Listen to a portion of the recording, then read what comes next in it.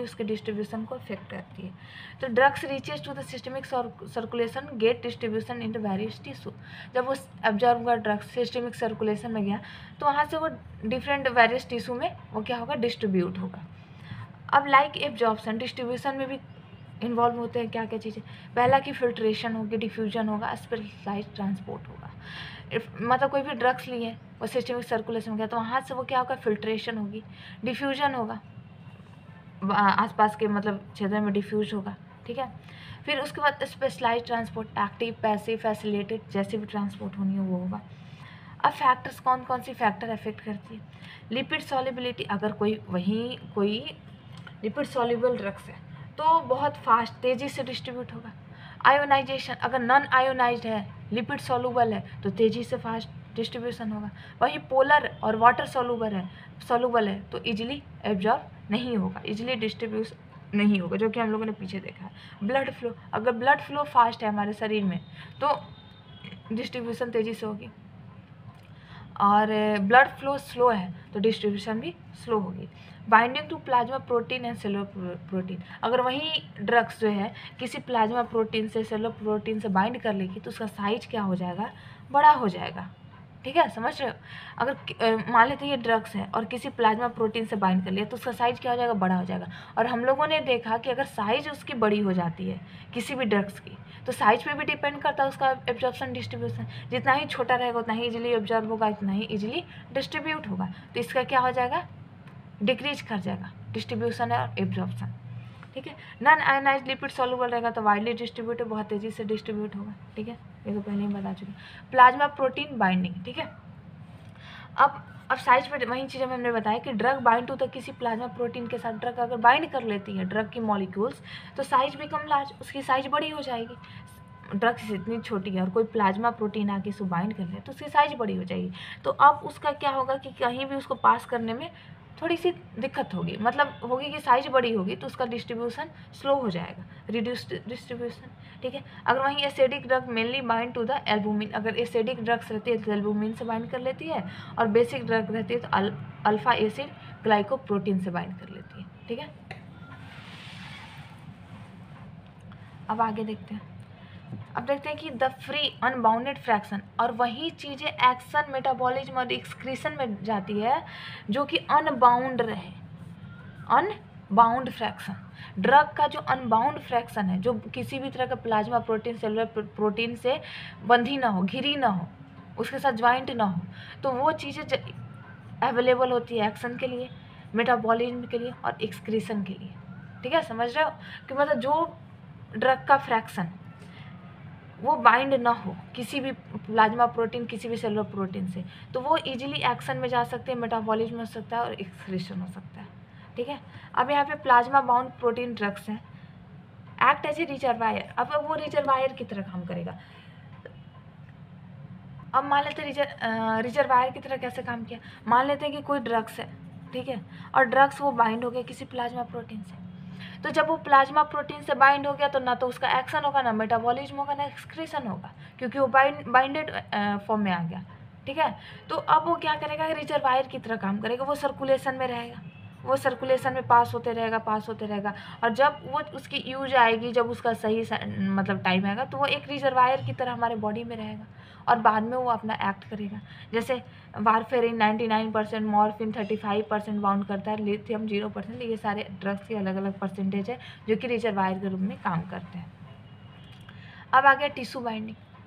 अब मान लेते हैं कि वहीं कोई ड्रग्स है जो कि किसी टिश्यू से बाइंड हो जाए, किसी टिश्यू के कंस्टिट्यूएंट से बाइंड हो जाए। Some drugs get bound to the certain tissue constituent because special affinity.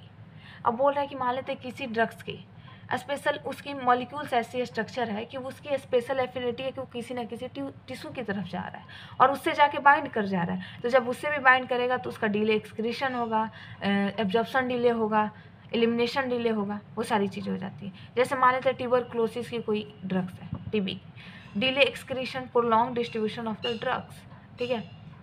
TB नहीं, सॉरी, ये टिश्यू बाइंडिंग, इसका मतलब हुआ टिश्यू बाइंडिंग, ठीक है, ये टिश्यू बाइंडिंग का शॉर्ट फॉर्म। टिश्यू बाइंडिंग अगर है तो उसका भी एक्सक्रीशन ड्यूरेशन वगैरह बहुत टाइम लगेगा। Lipid soluble drug like thiopentone sodium bound to the adipose tissue, अब एक एग्जांपल दिया, थियोपेंटॉन सोडियम जो है ये बाइंड कर जाता है एडिपोज टिश्यू के साथ, ठीक है। अब ब्लड ब्रेन बैरियर हम लोग पढ़ते हैं, ब्लड ब्रेन बैरियर, तो यहाँ पे ड्रग की एब्जॉर्प्शन कैसे होती है ब्लड ब्रेन बैरियर में। अब यहाँ पे क्या होता है कि इंडोथेलियम सेल्स होती है। अब मान लेते हैं कि यहाँ पे सारा कैपिलरी है और यहाँ पे ये हमारा ब्रेन है, ठीक है, ये ब्रेन है। अब यहाँ पे तो ब्लड जाती नहीं है, ब्रेन में ब्लड नहीं जाती है, यहाँ पे CSF फ्लूइड होती है, सारी चीज़ें ये सारी CSF फ्लूइड होती है, CSF फ्लूइड होती है, ठीक है। तो अब यहाँ पे इंडोथेलियम सेल्स होंगे, ठीक है। Brain capillaries have a tight junction के साथ ये बंधी होती है ब्रेन कैपिलरी के साथ, तो यहाँ पे इंडोथेलियम सेल्स होंगे। तो अभी हम लोगों ने बताया कि कोई भी सेल्स है तो लिपिड का बना रहेगा, उसका आउटर मेम्ब्रेन जो होगा, सेल मेम्ब्रेन जो होगा वो लिपिड का बना रहेगा। तो लिपिड सॉल्युबल अगर कोई ड्रग्स है तो वो बहुत तेज़ी से पास होगा ब्रेन के अंदर, बहुत तेज़ी से जाएगा, लिपिड सॉल्युबल है तो, ठीक है, समझ रहे हो। तो इसीलिए पेनिसिलिन है बहुत तेज़ी से जाता है, बहुत तेज़ी से इसकी एब्जॉर्प्शन होती है, डिस्ट्रीब्यूशन होता है, क्योंकि ये लिपिड सॉल्युबल है, ठीक है। अब आती है प्लेसेंटल बैरियर, ठीक है। लिपिड सॉल्युबल, यहाँ पे भी अगर लिपिड सॉल्युबल है, नॉन आयोनाइज्ड है, तो बहुत तेज़ी से ये भी जाएगी, इसमें भी वही इंडोथेलियम का मेन याद रखो।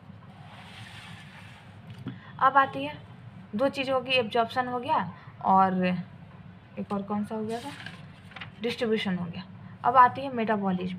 अब शरीर में मेटाबॉलिज्म कैसे होती है, मेटाबॉलिज्म और बायो ट्रांसफॉर्म। मेटाबॉलिज्म का क्या मतलब है कि जो भी हम ड्रग्स लिए हैं उसका जो मॉलिक्यूलर स्ट्रक्चर है, बायोकेमिकल स्ट्रक्चर है, वो ट्रांसफॉर्म कर जाए, कुछ चेंज हो जाए उसमें, ठीक है, बायोकेमिकल अल्ट्रेशन ऑफ ड्रग्स, इसे हम बोलते हैं मेटाबॉलिज्म। कुछ एंजाइम, कुछ हार्मोन्स, कुछ प्रोटीन्स के एक्शन की वजह से अगर ड्रग्स की बायोकेमिकल स्ट्रक्चर जो है वो उसमें अल्ट्रेशन आ जाती है, उससे बोलते हैं मेटाबॉलिज्म, ठीक है। Body treats drugs as a foreign body. अब बॉडी हमारी क्या ट्रीट करती है, कोई भी हम ड्रग्स लिए, बॉडी सोचेगी ये तो कोई फॉरेन बॉडी है, उसे एलिमिनेट करना चाहेगी, उसे बाहर निकालना चाहेगी, ठीक है। तो मेटाबॉलिज्म प्रोसेस में क्या होती है कि मेटाबॉलिज्म प्रोसेस में होती है कि जो ड्रग्स है उसको क्या करती है हमारी बॉडी, पोलर फॉर्म या फिर सॉल्युबल फॉर्म में, वाटर सॉल्युबल फॉर्म में चेंज कर देती है, पोलर फॉर्म में या फिर वाटर सॉल्युबल। और हमने पढ़ा कि अगर पोलर फॉर्म वाटर सॉल्युबल में रहेगी तो वो एक्सक्रीट आउट हो जाएगी, वो एब्जॉर्ब नहीं होगी, ठीक है। तो हम लोगों ने देखा कि यहाँ पे फॉरेन बॉडी है, अगर हमारा बॉडी समझ रहा है ड्रग्स को कि अगर ये फॉरेन बॉडी है तो वो चाहेगा बाहर निकालना, बाहर निकालने के लिए उसको क्या करना पड़ेगा, पोलर फॉर्म में या फिर वाटर सॉल्युबल में चेंज करना पड़ेगा। क्योंकि अगर वो लिपिड फॉर्म में और वाटर इनसॉल्युबल रहेगा, लिपिड सॉल्युबल और नॉन पोलर रहेगा, तब तो वो एब्जॉर्ब हो जाएगा। तो उसको बाहर निकालने के लिए क्या करना पड़ेगा, उसे पोलर फॉर्म और वाटर सॉल्युबल में चेंज करना पड़ेगा, समझ रहे हैं।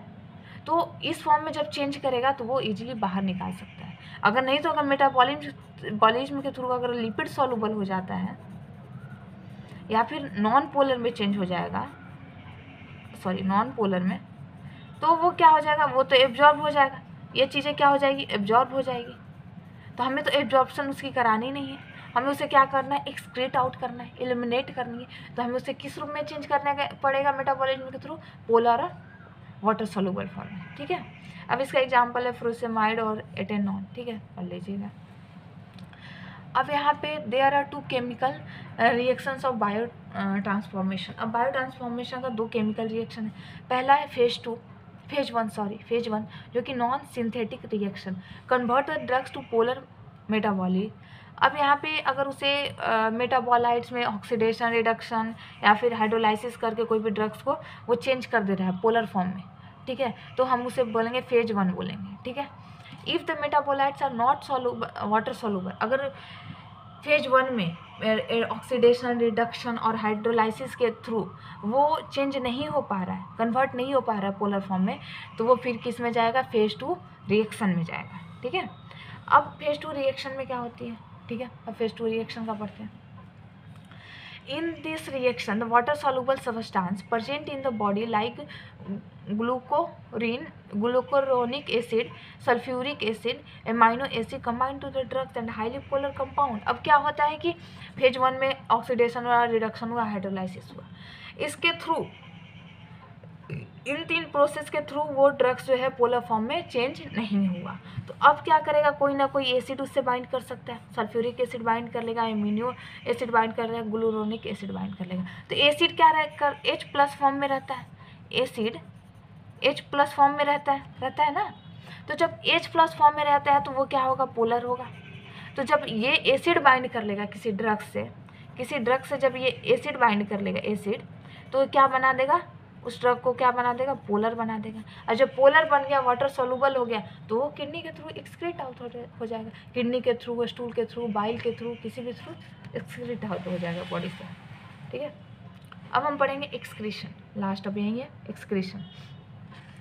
तो मेजर ऑर्गन, ठीक है, हमारे शरीर में मेजर ऑर्गन कौन से एक्सक्रीशन, किडनी है, इंटेस्टाइन है, बाइलरी सिस्टम है एंड लंग्स है। ठीक है, अब रीनल एक्सक्रीशन में क्या होती है, हाईली लिपिड ड्रग्स, अगर बहुत ज़्यादा लिपिड ड्रग्स हैं तो रीअब्जॉर्ब हो जाती है। अगर लिपिड सॉल्युबल ड्रग्स है तो वो रीअब्जॉर्ब हो जाएगी। ठीक है, कैपिलरी के थ्रू, रीनल ट्यूब्यूल्स के थ्रू रीअब्जॉर्ब हो जाएगी और हमारे बॉडी में चली जाएगी, एक्सक्रीशन स्लो होगी। अगर वहीं अनअब्जॉर्ब पोर्शन ओरली लेते हैं, अगर वहीं कोई वाटर सॉल्युबल रहा,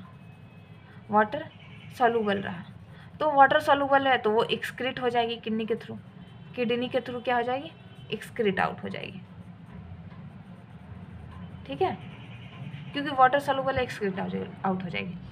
अगर हम कोई ऐसा ड्रग्स लेते हैं जो कि हमारे शरीर में ऑब्जर्व ही नहीं हो रहा, ओरली लिए, एडमिनिस्टर किए ड्रग्स को और अनएब्जॉर्ब पोर्शन, तो कोई ड्रग्स में कुछ चीज़ें जो होती है, सारी चीज़ें तो एब्जॉर्ब नहीं करेगी ना हमारी बॉडी, कुछ चीज़ें होगी अनएब्जॉर्ब फॉर्म में रहेगी। तो जब अनएब्जॉर्ब फॉर्म में रहेगी तो हमारी फिसेज के थ्रू एलिमिनेट हो जाएगी। ओके, अब जैसे lungs are the main route of elimination of for gases and liquid. Gases और लिक्विड को एलिमिनेट करने के लिए हमारा मेन जो है कौन सा ऑर्गन काम करता है, लंग्स काम करते हैं। जैसे GA एंड अल्कोहल, GA का मतलब यहाँ कोई एसिड है, I don't know about this, कोई नाम मुझे नहीं याद आ रहा, अल्कोहल। ठीक है, अब कुछ टर्म्स है उसके बारे में थोड़ा सा पढ़ लीजिए। तो जैसे हो गया कि प्लाज्मा हाफ लाइफ, मतलब प्लाज्मा हाफ लाइफ का मतलब time taken for the plasma reduce to half. बोल रहा है कि टाइम, कितना टाइम लगता है प्लाज्मा कॉन्सेंट्रेशन, ठीक है, रिड्यूस टू हाफ। मान लेते कोई हम ड्रग लेते हैं, कोई ड्रग लेते हैं जो कि 100 mg का है और वो 4 घंटे बाद हमारे प्लाज्मा में 50 mg बच रहा है, यानी यहाँ से यहाँ हाफ होने में, आधा होने में, हाफ होने में या फिर 50% होने में कितना टाइम लगा प्लाज्मा में कोई ड्रग गया और उसको 50% होने में कितना टाइम लगा, वो उसका क्या हो जाएगा, हाफ लाइफ होगा। तो उसका 4 घंटे क्या हो गया, हाफ लाइफ हो गया। अगर हम कोई 50 mg का कोई ड्रग लेते हैं, 50 mg का, और हमारे प्लाज्मा में वो 2 घंटे में, 2 आवर्स में 25 mg हो जा रहा है, तो 2 आवर्स क्या हो जाएगा उसके लिए, हाफ लाइफ हो जाएगा। क्या हो जाएगा, हाफ लाइफ। मिनिमम डोज और स्मॉलेस्ट डोज, ठीक है, डिजायर्ड थेरेपी, वो छोटी से छोटी डोज किसी भी ड्रग का जो कि हमारे लिए थेरेपेटिक इफेक्ट दे, हमारे लिए कोई ना कोई इफेक्ट दे, तो उसे स्मॉल डोज बोलेंगे, मिनिमम डोज। ठीक है, मैक्सिमम डोज हो गया कि वैसा डोज जो कि हमारे लिए हार्मफुल इफेक्ट कॉज करे, ठीक है, तो हो गया मैक्सिमम डोज। टॉक्सिक जो डोज हो गया कि अनडिजायरेबल इफेक्ट दे, डोज का वैसा अमाउंट जो कि अनडिजायरेबल इफेक्ट दे, तो उसे बोलेंगे टॉक्सिक डोज। तो आज के लिए बस इतना ही फार्माकोकाइनेटिक्स में। अगला फार्माकोडायनेमिक्स पे मेरी लेक्चर होगी। तो आपको ये लेक्चर कैसी लगी, प्लीज़ लाइक एंड सब्सक्राइब जरूर करें अगर अच्छी लगी होगी तो। Thank you.